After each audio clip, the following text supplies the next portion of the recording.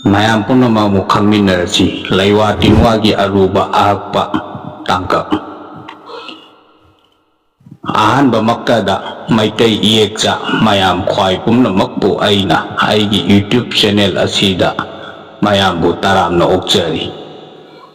kanglaicha mayamna aigi YouTube channel asibu like share amasung subscribe tawbiduna aibu thawna hapibagi damak maitai kanglaicha mayambu aina hanna thagajari maitai aikhoigi ipa ipu oja guru singna thambiramba kayasi mangkidanaba hotnaba tangai phade kanglai maitai aikhoigi pari purigi oiba amasung amailongi oiba kayasi malemda leiriba maitai kanglai ja kodingma khangminasi haiduna aina oja guru singdagi khangjarakpa kayabu ngasi khara mayamgi mafamda thamjage aina yamna khangi hayabagi wafamdi nachade aigi pandamdi maitai aikhoigi ipa ipu oja guru maichau mainau akhang ai kayana tungi charol surol singi damak thambiramba kaya asi mangkidanaba khak pandam thamduna mayamgi mafamda thamjabani aina mayamgi mafamda thamjariba kaya asida soikiba lankiba wahai karal chatkiba kaya yaurabasu mayamna maitai macha kanglaicha amani khallaga ngakpiu haina mayamgi mafamda aina hanna khurumjari adudi khangminarasi Pochem Taurang ngaknanaba pambay laiwa wahaydi itaw amuba guruga pibuk nungda leiringay wabu hayge khoirina khawol olingay nawpamna maitha oiringay da guru na nawa nangbu taipang panda to'o haibada nawa nang na taipang pal haibadudi Pochem Taurang hikabe ka puran jinti kalli hay aidi thokpa ngamoye hairabada guruna adudi aigi ihutchinba ama pirage haiduna itaw amuba nangna mang thaduna aina nangi natung ilak panido aduna midi hainakiba wa soye laidi soiba haunade haujiki midi tumba haunaido laidi tumba haunade aduna nangna namai awang onduna khongrai chanduna phamlaga aibu sangu Mina kape mida halu laina kape laida halu ai tungkige ko janapamdi asigi laiwa kanglot wahai asi Pochem Taurang huran jinthi yeknaba pumnamak ngagnaba ne numidang tumlamdaida asigi laiwa wari asi liramlaga loinabada sinaramu aduga hakchang asi sidaba mapugi mingkai ahumlak solaga wakhalna koisillo aduga tumu Pochem Taurang hikap bekap amadi laina chingba thar ibadu masada hanjakibane amu khangminarasi podion bada sitnanaba pochit chesit phanaba chendong leinaba laiwadi is ibema lairembi namingdi yung moi kaubi arimu lesembiyu ahumnu humjinbiyu ngasi numit asida taipang mapugi thaugalgi damak aigi saruk pibiyu janapamdi asigi laiwa kanglol asi potche yonbada yamna sitnaba amasung chendong leinaba tongnabane pot yonba matamda asigi laiwa wahai asi hairaga khurumu natraga ngamjaba athum mahau khara katlaga pot yolamdaida kaithel lairembibu khurumjau pochit chechit phabane sel tong bane yamna kana bane lauda tin taba phanana baso mukhaminarasi laiwadi tin nangi namingdi wan tangnu kawi namagi namingna yuchin leima kawi tapagi mamingna lamang ningthau kawi nangna laibadi puksri lairembigi da laibane tin haiba jachi nangi nachinjak pirabane hanbiro janapamdi asigi laiwa kanglo lasi lau ingkol da tin taba phanabane lukmai taret ki kabok na chingba athom mahau khara leiraga katuna asigi laiwa wahe asi haiduna khurumjawa tin taba phabane lau ingkol da amuk khaminarasi khonjel tadana bagi matangda laiwadi ima lemaren sidabi sari khonjel tafadabi sorgi pungmai lepiyu he khoidau ahum nupagi chup tharabani he thawai ahum sanagi thambal nungda yahi piyu sanagi thaurina pullabane gurugi yathamni chanapamdi asigi laiwa kanglolasi khonjel tadanaba khoidau phathanaba laiwa kangloli asigi laiwa wahe asi matam punamakta sonduna sanarabadi khonjel taganba phabane yamna kanabane amuk khangminarasi awa ana koknanabagi usingi matangso laiwadi wa nangi namingi thawai panbasingi awa ana punamak pui haiduna wa kawi ngasidagi aigi awa ana punamak asi nangna pubiro haina sinajariba sini sanapamdi asigi laiwa kanglol asi awa ana koknaba usin sinnaba laiwa kanglolni hairuk tangga pana tangga athum ahau na chingba katlaga asigi laiwa wahi asi hairaga wakhongda khurumu kanabane amuk khangminarasi wa khatnabada ngamnanabagi matangso laiwadi tauroi nai yang ahumma pakhangba nangi namingdi pong kawi kalu nangi namingdi mi kawi mi nangna aigi michang changu pong nangna migi michang changu sanapamdi asigi laiwa kanglol asi miga wa khatnabada ngamnaba laiwa kanglolni miga wa khatnaba matamda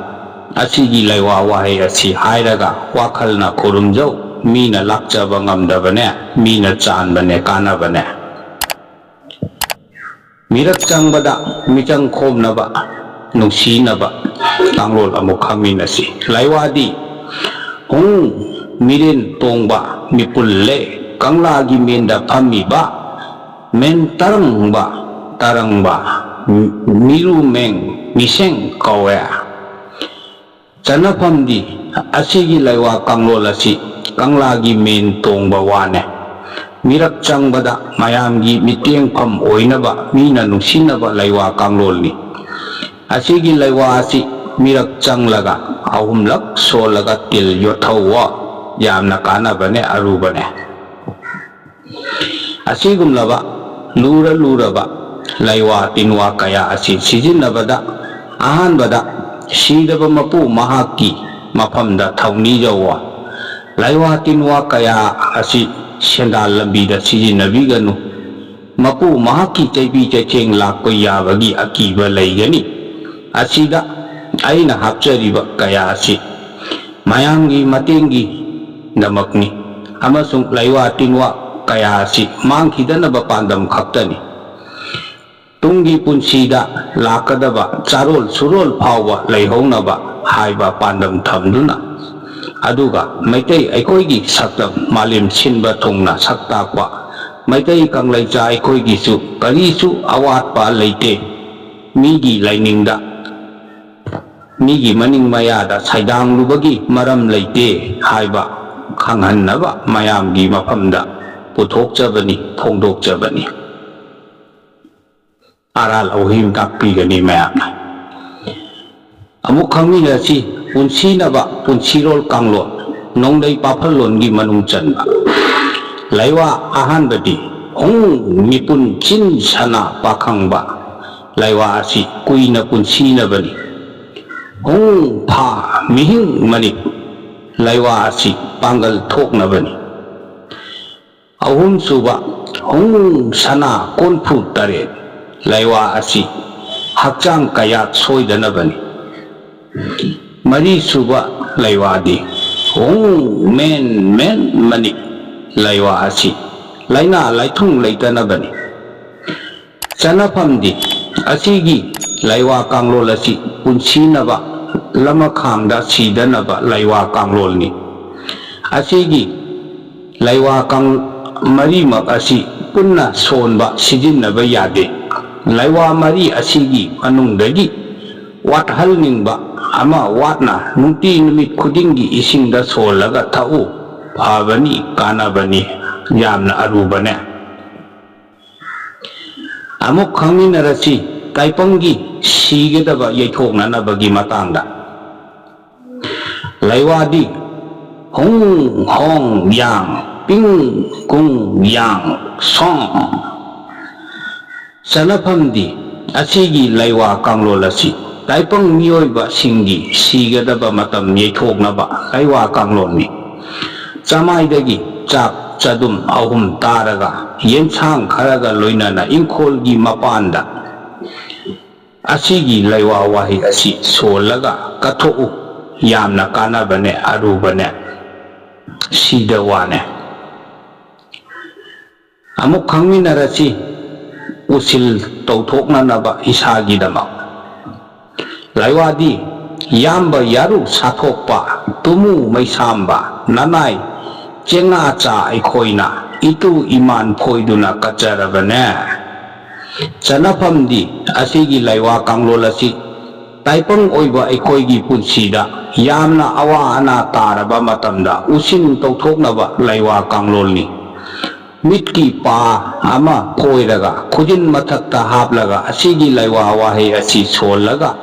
ꯅꯨꯃꯤꯠ ꯊꯣꯛꯂꯛꯄꯗ ꯀꯥꯝꯊꯣꯛꯎ ꯁꯤꯒꯗꯕ ꯅꯥꯒꯗꯕ ꯂꯥꯡꯐꯝ ꯄꯨꯝꯕ ꯀꯣꯛꯄꯅꯦ ꯑꯃꯨꯛ ꯈꯪꯃꯤꯟꯅꯔꯁꯤ ꯂꯥꯏ ꯇꯣꯡꯕꯒꯤ ꯑꯋꯥꯕ ꯐꯥꯊꯅꯅꯕ ꯀꯣꯛꯅꯅꯕꯒꯤ ꯃꯇꯥꯡꯁꯨ ꯂꯩꯋꯥꯗꯤ ꯒꯨꯔꯨꯅ ꯀꯥꯔꯤꯉꯩꯗ ꯀꯥꯍꯧꯔꯣ ꯅꯍꯟꯐꯝꯗ hello hello hello ꯒꯨꯔꯨꯒꯤ ꯌꯥꯊꯪꯅꯤ ꯆꯟꯅꯐꯝꯗꯤ ꯑꯁꯤꯒꯤ ꯂꯩꯋꯥ ꯀꯥꯡꯂꯣꯜ ꯑꯁꯤ ꯃꯥꯏꯕꯤꯅ ꯂꯥꯏ ꯇꯣꯡꯗꯨꯅ ꯉꯥꯎꯕ ꯐꯥꯅꯕ ꯐꯥꯊꯅꯕ ꯂꯩꯋꯥ ꯋꯥꯍꯩ ꯀꯥꯡꯂꯣꯜꯅꯤ ꯃꯥꯏꯕꯤꯅ ꯂꯥꯏ ꯇꯣꯡꯗꯨꯅ ꯉꯥꯎꯕꯗ ꯈꯨꯠꯇ ꯁꯣꯜꯂꯒ ꯅꯥꯜꯂꯨ ꯃꯥꯏꯕꯤ ꯉꯥꯎꯕ ꯐꯕꯅꯦ ꯂꯥꯏ ꯇꯣꯡꯕꯒꯤ ꯑꯋꯥꯕꯗꯨ ꯐꯥꯊꯅꯕꯅꯦ ꯌꯥꯝꯅ ꯑꯔꯨꯕꯅꯦ ꯑꯃꯨꯛ ꯈꯪꯃꯤꯟꯅꯔꯁꯤ ꯍꯤꯒꯥꯏ ꯋꯥꯅ ꯋꯥꯕ ꯀꯣꯛꯅꯅꯕ ꯂꯩꯋꯥꯗꯤ ꯒꯨꯔꯨ ꯑꯄꯥꯟꯕ ꯑꯅꯤꯅ ꯄꯨꯝꯈ꯭ꯔꯦ ꯑꯅꯤꯅ ꯄꯨꯝꯈꯤꯕꯒꯤ ꯃꯃꯤꯡꯗꯤ ꯇꯨ ꯃꯍꯤꯟ ꯍꯤꯡ ꯃꯤꯍꯤꯡ ꯆꯤꯛ ꯀꯧꯋꯦ ꯆꯟꯅꯐꯝꯗꯤ ꯑꯁꯤꯒꯤ ꯂꯩꯋꯥ ꯀꯥꯡꯂꯣꯜ ꯑꯁꯤ ꯃꯤꯒꯤ ꯍꯤꯒꯥꯏ ꯋꯥꯅ ꯋꯥꯕ ꯏꯃꯨꯡꯗ ꯃꯍꯤ ꯂꯥꯡꯕ ꯈꯠꯅ ꯆꯩꯅꯕ ꯐꯅꯕ ꯂꯩꯋꯥ ꯀꯥꯡꯂꯣꯜꯅꯤ ꯁꯅꯥꯃꯍꯤ ꯂꯩꯃꯥꯡꯗ ꯍꯩꯔꯨꯛ ꯄꯥꯅ ꯑꯊꯨꯝ ꯑꯍꯥꯎ ꯀꯠꯂꯒ ꯑꯁꯤꯒꯤ ꯂꯩꯋꯥ ꯋꯥꯍꯩ ꯑꯁꯤ ꯍꯥꯏꯔꯒ ꯈꯨꯔꯨꯝꯖꯧꯋꯣ ꯑꯔꯨꯕꯅꯦ ꯌꯥꯝꯅ ꯐꯕꯅꯦ ꯀꯥꯟꯅꯕꯅꯦ ꯑꯃꯨꯛ ꯈꯪꯃꯤꯟꯅꯔꯁꯤ ꯇꯥꯏꯄꯪꯒꯤ ꯐꯤꯔꯥꯞ ꯄꯩꯅꯆꯤꯡꯕ ꯇꯥꯕ ꯐꯅꯅꯕꯒꯤ ꯃꯇꯥꯡꯗꯁꯨ ꯂꯩꯋꯥ ꯋꯥꯍꯩꯗꯤ ꯍꯥꯏ ꯍꯤꯡꯆꯥꯕꯤ ꯀꯣꯠꯆꯥꯕꯤ ꯅꯃꯤꯠꯅ ꯈꯥꯡꯒꯨꯝꯅ ꯀꯨꯠꯄꯤ ꯅꯌꯥꯅ ꯁꯤꯡꯖꯪꯒꯨꯝꯅ ꯆꯥꯎꯕꯤ ꯅꯇꯨꯅ ꯇꯔꯦꯡ ꯌꯣꯠ ꯃꯥꯟꯕꯤ ꯅꯍꯟꯐꯝꯗ ꯍꯜꯂꯣ ꯅꯇꯦꯐꯝꯗ ꯇꯦꯔꯣ ꯍꯨꯡ ꯁꯔꯤꯁꯣ ꯑꯩꯅ ꯍꯜꯂꯕꯅꯦ ꯅꯣꯡꯂꯩ ꯊꯥꯕꯤ ꯋꯥꯅꯦ ꯍꯟꯀꯠꯂꯣ ꯒꯨꯔꯨꯒꯤ ꯌꯥꯊꯪꯅꯤ ꯆꯟꯅꯐꯝꯗꯤ ꯑꯁꯤꯒꯤ ꯂꯩꯋꯥ ꯀꯥꯡꯂꯣꯜ ꯑꯁꯤ ꯐꯤꯔꯥꯛ ꯄꯩꯅꯆꯤꯡꯕ ꯇꯥꯕ ꯐꯅꯕ ꯂꯩꯋꯥ ꯀꯥꯡꯂꯣꯜꯅꯤ ꯎꯊꯥꯎꯒꯤ ꯁꯨꯛꯇ ꯑꯁꯤꯒꯤ ꯂꯩꯋꯥ ꯋꯥꯍꯩ ꯑꯁꯤ 3 ꯍꯟꯅ ꯁꯣꯜꯂꯒ ꯊꯣꯡꯖꯤꯜ ꯃꯌꯥꯗ ꯃꯅꯨꯡꯗ ꯑꯅꯥꯕꯗꯨ ꯂꯦꯞꯍꯜꯂꯒ ꯃꯥꯏꯕ ꯑꯣꯏꯔꯤꯕ ꯑꯗꯨꯅ ꯃꯄꯥꯟꯂꯣꯝꯗꯒꯤ ꯍꯥꯏꯕꯗꯤ ꯊꯣꯡꯖꯤꯜ ꯋꯥꯡꯃꯗꯒꯤ ꯏꯟꯈꯠꯂꯣ ꯐꯕꯅꯦ ꯈꯪꯉꯣ ꯐꯕꯒꯤꯗꯤ ꯑꯃꯨꯛ ꯇꯧꯕꯗ ꯐꯕꯅꯤ ꯑꯗꯨꯕꯨ ꯐꯠꯇ꯭ꯔꯤꯕ ꯐꯥꯎꯕ ꯇꯧꯋꯣ ꯈꯨꯠꯇ ꯂꯩꯋꯥ ꯁꯣꯜꯂꯒ ꯏꯟꯈꯠꯄꯁꯨ ꯌꯥꯏ ꯏꯁꯥꯅ ꯑꯗꯨꯕꯨ ꯈꯨꯠꯅ ꯇꯧꯔꯕꯗꯤ ꯐꯕꯗ ꯃꯇꯝ ꯈꯔ ꯆꯪꯏ ꯇꯞꯅ ꯐꯩꯌꯦ ꯐꯕꯗꯤ ꯁꯣꯏꯗꯦꯌꯦ ꯑꯃꯨꯛ ꯈꯪꯃꯤꯟꯅꯔꯁꯤ ꯍꯤꯡꯆꯥꯕꯤ ꯆꯪꯕ ꯂꯩꯕ ꯉꯝꯗꯅꯕꯒꯤ ꯃꯇꯥꯡꯁꯨ ꯂꯩꯋꯥꯗꯤ ꯍꯣ tero holy hallo Sanapamdi asigi laiwa kanglol asi taipanggi hakchangda hingchabi changba laiba ngamdanaba laiwa kanglol ni taipang kanagi hingchabi ognaruba phattaba mioi kanagumana lai thajillakpada asigi laiwa asi khutning thauda mangarak hanna solaga pisum anigi marakta laipakta namo hingchabi laiba ngamde lai thajillakpa laijau timu laimu heloina chingba leiramba punamak laiba ngamloye amuk khaminarasi hingchabi changbada wahang nanaba wahang pakum taunanaba gi matangsu laiwadi choitri choitraba akoksa maring thunan chingdagi thangne sakok kakpa thangne saren kakpa thangne aina kakpa natte guru na kakpa ne Chanapamdi asigi laiwa kanglol asi taipang kanagumbagi hakchangda hingchabi changbada chaningba hangnaba amasung kanagumbana tharakpra haiba hangnaba laiwa kanglolni langthai makop tareta asigi laiwa asi solaga hingchabi changba mi aduda phuo chaningba hairakani Mina thajillakpa oirabasu thajillakliba mioi adugi masak maming hairakani taklakani ya amuk khaminarasi hingchabi changbada wahang naba ani suba laiwadi chingkhai guru ahum makki mamingdi chingkhai angangba chingkhai angauba chingkhai amuba kawe Guru ahumgi yathangne haidaba yade hayu Chanapamdi asigi laiwa kanglol asi taipang kanagumbagi hakchangda hingchabi changbada chaningba hangnaba amasung kanagumbana tharakpra haiba hangnaba laiwa kanglol ne langthai mapop tareta asigi laiwa asi solaga hingchabi changba mi aduda phuo chaningba hairakani Mina thajillakpa oirabasu thajillakliba mioi adugi masak maming hairakani taklakani ya yamna arubane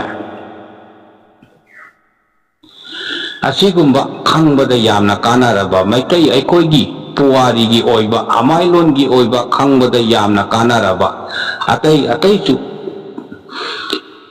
puwari oiba liklam likhun